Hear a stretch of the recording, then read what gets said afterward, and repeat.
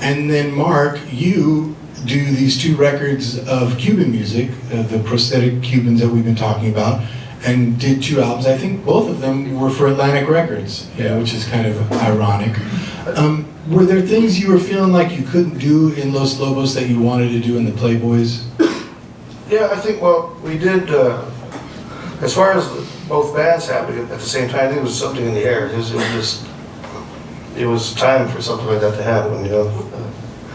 But we had done, we finished the Kiko album, and that was like I never had fun in the studio before that album. And it was, you know, with Chad Blake and Mitchell Froome, and, you know, we had a great time doing it, and it just kind of felt freed up a little bit, you know. So after we finished the album, like the process, usually it should, you know, you turn it on, you try to turn it on when you have to do an album, so you try to write some stuff, or the way we work anyway. And then when it's like you come to the end, okay, all right, we got through that one, you know. You know, hopefully one will lead to another. So, but the process it was still going. So I'd go to my kitchen with a 4-track cassette and go to the drawers, try to find things to play, and, you know, with the help of, you know, a few other elements, you know, they had a good time. So did many of us. And it became that, and I played it for Louis, just, so I have these ideas, I don't know what it is, but I just want to, and he's the one that recognized that it was different enough to do something separate with it. So.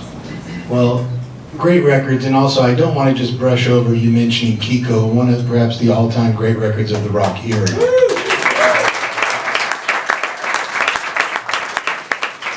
Just a brilliant piece of groundbreaking work that knew no borders. And unless, Marc, you grew up in a Cuban neighborhood in New Jersey, I'm not sure how you got to the prosthetic Cubans around that time. Were you feeling, I mean, you'd already done Rain Dogs with Tom Waits and worked with Elvis Costello. What made you make these 2 records of amazing Cuban music?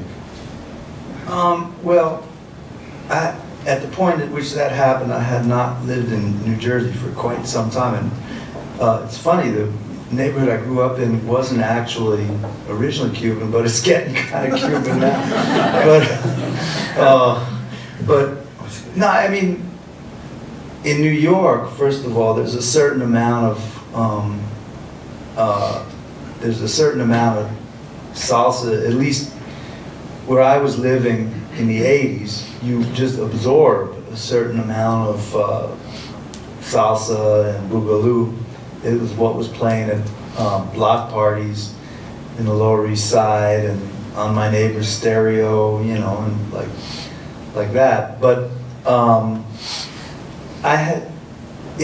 so I've been listening to it, and I realized like that some of it had gone into some of the guitar playing that I'd done with Waits. You know, on Rain Dog, a couple of the tunes of Rain Dogs, like. So at a certain point I wanted to go back and not just do something that sounded kind of like that, but I wanted to do some research into, okay, well, who exactly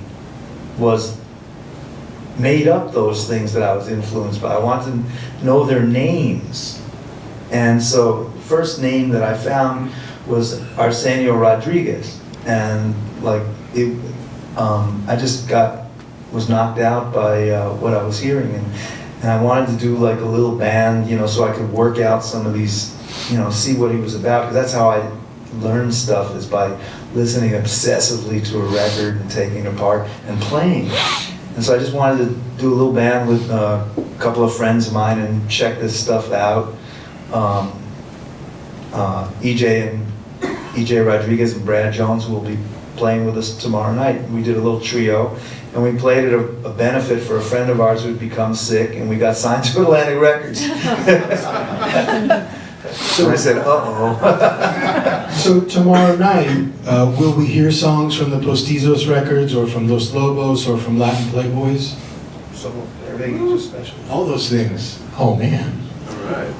I'm going. Well, we were talking about the traditional music, and Los Lobos had a hit record, you know, in '84, Will the Wolf Survive, and Don't Worry Baby. These were big hit records, and then you guys come out with La Pistola y el Corazón. You kind of circle back, and Yeah. were you worried a little bit that the people that were rocking to you, thinking, oh, I like this FM rock band from East LA, all of a sudden is getting hit with this traditional music? Well, in the middle of that, there was La Bamba, which was, I mean, I'm thankful for what it did, and you know, it was, I was proud to be a part of it, but it kind of threw us in a tailspin, you know, you know, we got real popular for no reason. I mean, well, besides the song, and nobody knew anything else about the band but that one tune, you know. And that was okay, we wrote it for a while, but I think for ourselves and for the people who had been listening to us from the beginning, we wanted to go back to the beginning, go back to where we started as a folk group, you know. Could you give us a little taste of that? You have your guitar here.